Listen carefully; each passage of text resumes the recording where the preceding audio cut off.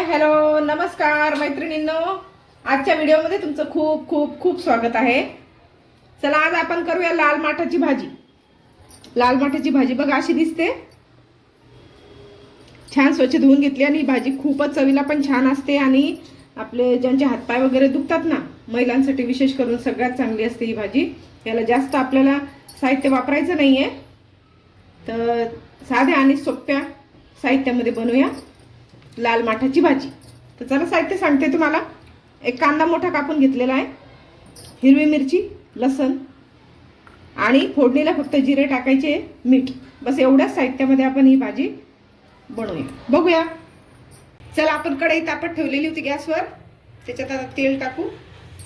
तेल पण जास्त नाही वापरायचं आपल्याला, याला एक साधारण 1 ते 1.5 मोठा चमचा तेल तापल्याच्या नंतर याच्यात घालू आपण। फक्त फोडणीसाठी जिरं वापरायचं आहे आपल्याला, जास्त साहित्य वापरायचं नाही। जिरं तडतडलंय छान। आता त्याच्यात टाकू कांदा। कांदा छान परतून घेऊ। हिरवी मिरची आणि लसण आपण ना जाडसर ठेचून घेतले आहे, मिक्सरमध्ये बारीक नाही करायचा। हिरवी मिरची, लसण आणि थोडंसं मीठ टाकून आपल्याला याला ठेचून घ्यायचं आहे, म्हणजे साधारण अशा प्रकारचं दिसलं पाहिजे। मस्त तळून झाला। आता याच्यात टाकू आपण हिरवी मिरची आणि लसणाचं वाटण, तर असं जाडसर ठेचून घ्यायचंय।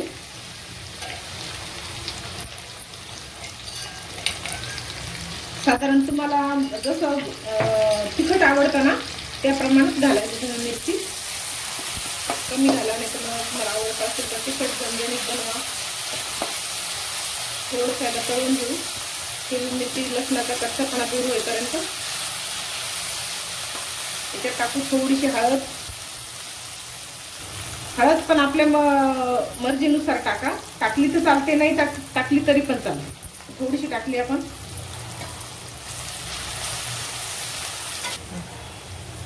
त्याला आता आपण भाजी आहे ना धुवून ठेवलेली होती, मस्त निवडून आणि स्वच्छ धुवून घेतलेली आहे बघा भाजी। पण नाही घ्यायचंय, अशी जाडसर जी भाजी आहे ना फक्त अशी हातानं तोडून घ्यायची, कापायची नाही, अशी अलगद हातानं तोडून घालायची फक्त। चल भाजी आपण मस्त तोडून याच्यात टाकून घेतली। आता सगळं साहित्य आपण एकत्र करून घेऊ, छान परतू द्यायची हिला 5 ते 10 मिनिटं। पाणी वगैरे काही टाकायची गरज नाहीये, याला पाणी सुटतं भाजीला। आणि आपण हिरवी मिरची आणि लसण कुटताना त्याच्यात थोडंसं मीठ घातलेलं आहे, त्याच्यामुळे मीठ पण थोडंसं बेताना घालायचं। चला आपण आता वाटणात मीठ घातलं होतं की नाही थोडंसं, पण आता थोडं घालूया चवीप्रमाणे, जास्त नका टाकू। हिरवा भाजीपाला जास्त खारट होतं, मीठ जास्त लागत नाही त्याला।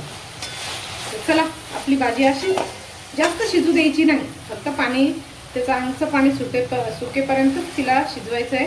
आणि अशीच खूप छान लागते ही भाजी, खूप हेल्दी आहे, करून बघा। ज्यांची हिवाळ्यात हात वगैरे दुखतात ना त्या महिलांसाठी तर खूपच उपयुक्त भाजी आहे ही। चला पाणी आपण आटून घेऊया आता। चला आपली भाजी आता शिजलेली आहे बघा, पाणी पण तिचं आटून गेलेलं आहे सगळं। चुकून या भाजीवर झाकण ठेवू नका, कारण खूप पाणी सुटतं हिला। तर आपली भाजी आता खाण्यासाठी तयार आहे, एका प्लेटमध्ये काढून घेऊ आपण।